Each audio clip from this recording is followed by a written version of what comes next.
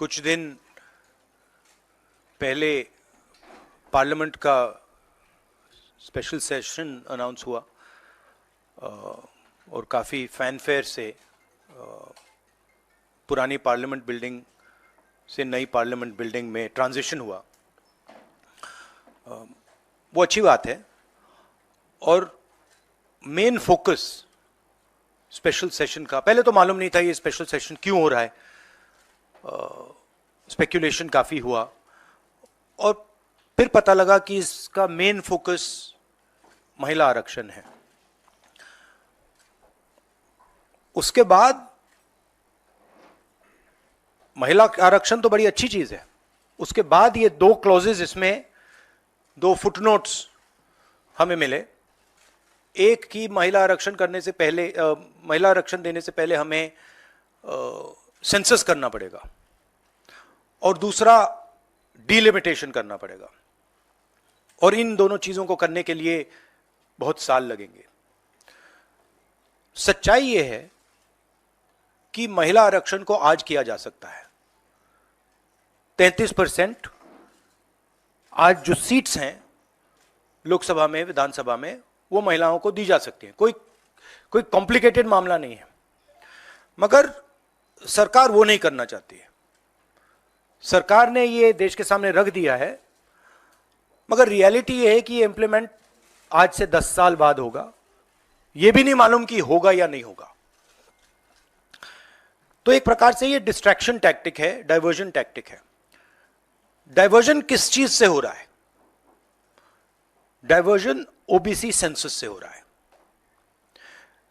मैंने पार्लियामेंट में सिर्फ एक इंस्टीट्यूशन के बारे में बात की, वो जो हिंदुस्तान की सरकार का सेंटर है, कोर है, जो हिंदुस्तान की सरकार को चलाता है, कैबिनेट सेक्रेटरी एंड सेक्रेटरीज। और उसमें मैंने एक छोटा सा सवाल पूछा। प्रधानमंत्री कहते हैं कि वो ओबीसी के लिए बहुत काम कर रहे हैं। अगर प्रधानमंत्री इतना काम कर रहे हैं तो 90 लोगों में से सिर्फ 3 लोग ओबीसी कम्युनिटी से क्यों हैं? पहला सवाल। दूसरा सवाल, मैंने यही एनालिसिस बजट को देख के की कि भैया पूरा हिंदुस्तान का बजट क्या है और ये जो ओबीसी ऑफिसर्स हैं ये इस बजट में से कितना कंट्रोल कर रहे हैं और क्या कंट्रोल कर रहे हैं। आदिवासी क्या कंट्रोल कर रहे हैं, दलित क्या कंट्रोल कर रहे हैं। ओबीसी हिंदुस्तान के 5% बजट को कंट्रोल कर रहा है, ओबीसी ऑफिसर्स। तो मुझे बात समझ नहीं आ रही है। प्रधानमंत्री हर रोज ओबीसी की बात करते हैं, ओबीसी प्राइड की बात करते हैं, मगर ओबीसी के लिए किया क्या? अब जब मैंने ये बात बोली, उनका रिस्पॉन्स बड़ा इंटरेस्टिंग है। वो कहते हैं कि लोकसभा में हमारा रिप्रेजेंटेशन है। लोकसभा में रिप्रेजेंटेशन का क्या लेना देना है? मैं कह रहा हूं कि बजट डिसीजन जो लेते हैं, जो बजट को ऑफिसर्स हैं, जो बजट को कंट्रोल करते हैं, 5% ओबीसी निर्णय ले रहे हैं। और मैंने सिर्फ यह सवाल पूछा, क्या हिंदुस्तान में ओबीसी की आबादी 5% है?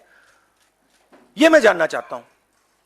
अगर 5% है तो फिर वो ठीक है, उसको मैं एक्सेप्ट करने के लिए तैयार हूं। मगर अगर वो 5% से ज्यादा है तो मुझे यह पता लगाना है, और एक बार मैं मन बना लेता हूं, मैं छोड़ता नहीं हूं, मुझे यह पता लगाना है ये ओबीसी हिंदुस्तान में कितने हैं, और जितने हैं उतनी भागीदारी इनको मिलनी चाहिए। अब आप किसी लोकसभा में किसी भी एमपी से पूछ लीजिए, लोकसभा को टेंपल ऑफ डेमोक्रेसी कहा जाता है।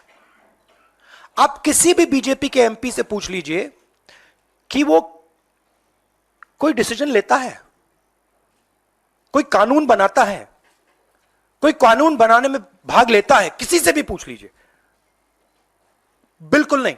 ना कांग्रेस का एमपी इस लोकसभा में, ना बीजेपी का एमपी, ना कोई और इंडिया का एमपी कोई डिसीजन लेता है। मतलब एमपीज को जैसे मंदिर में मूर्ति होती है वैसे मूर्तियां बना रखी हैं और ओबीसी की वहां पे मूर्तियां भर रखी हैं, मगर पावर बिल्कुल नहीं है, देश को चलाने में कोई भागीदारी नहीं है। यह सवाल मैंने उठाया है कि क्या, और हर ओबीसी युवा को यह समझना है कि क्या आपको इस देश को चलाने में भागीदारी मिलनी चाहिए, हां या ना? अगर मिलनी चाहिए तो क्या आपकी आबादी 5% है, हां या ना? यह सवाल है। और डिस्ट्रैक्शन इस बात से हो रहा है, बीजेपी को ये जो 2 पॉइंट्स हैं, महिला आरक्षण वाले, डिलिमिटेशन और सेंसस, इनको हटा देना चाहिए और एकदम महिलाओं को जो इज्जत मिलनी चाहिए, जो रिस्पेक्ट मिलनी चाहिए, जो भागीदारी होनी चाहिए, उनको एकदम वो कर दें। और कास्ट सेंसस का जो हमने डेटा निकाला था उसको पब्लिक कर दें, तो सारे हिंदुस्तान के ओबीसी युवाओं को पता लग जाए वो हैं कितने, और नया सेंसस कास्ट बेसिस पे करें। Thank you. एक करके प्लीज। और प्रधानमंत्री को अपने अगले भाषण में यह कहना है, यह समझाना है देश को कि हिंदुस्तान के सबसे जरूरी 90 अफसर जो हैं उनमें से सिर्फ 3 ओबीसी क्यों हैं?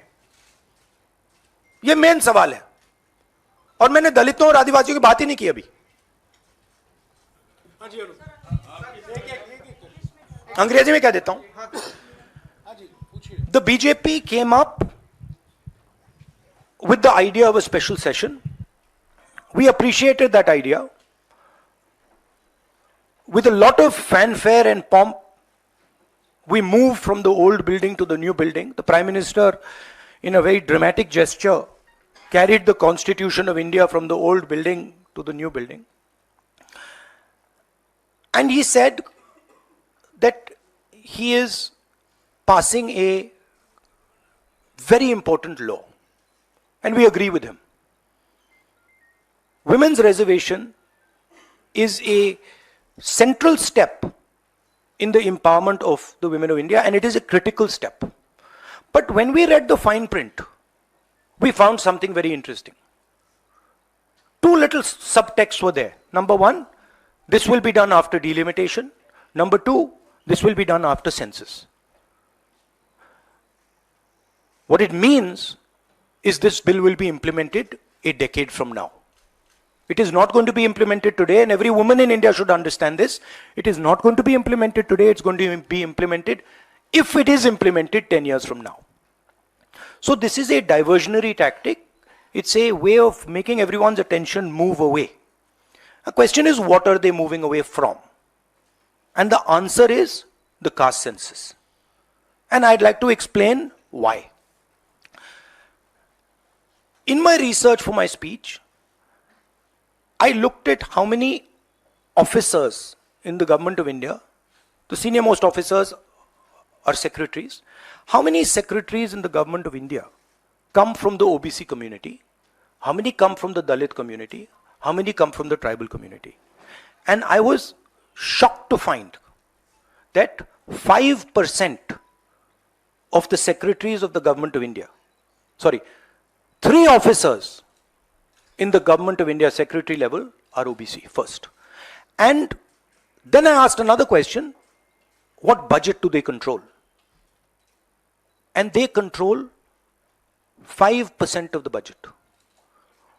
OBCs, Dalits, tribals, all put together control 6% of the budget. Tribals control 0.1 something of the budget. So this is a shocking finding. And I said this in Parliament.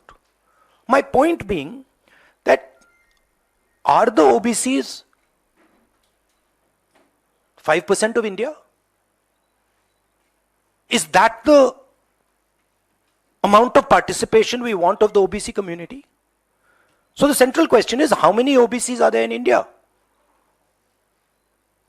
How many different communities are there in India? If we want to distribute power to the people of India, we have to know this number. Otherwise, we are working without data. And so I placed this on the floor of the House. And I said, look, please tell us how many OBCs. We have the data. I know, because the government of India has already done the census and all this data is available.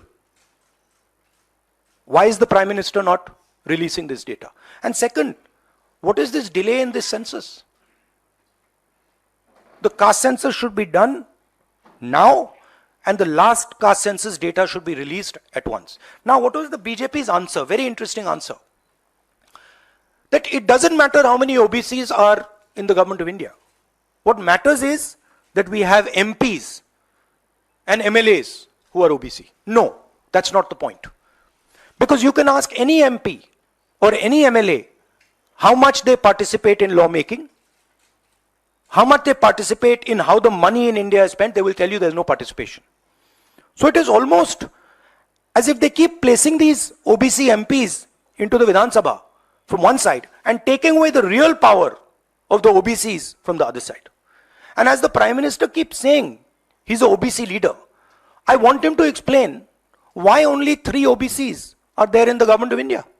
And why the OBC community, which is the backbone of this country, is responsible for only 5% of the budget. They have not been able to answer this question. In fact, when I said it, I saw in their face the panic. Because this is the truth. This is what they're trying to distract India from. The fact that the large mass of Indian people do not have any power.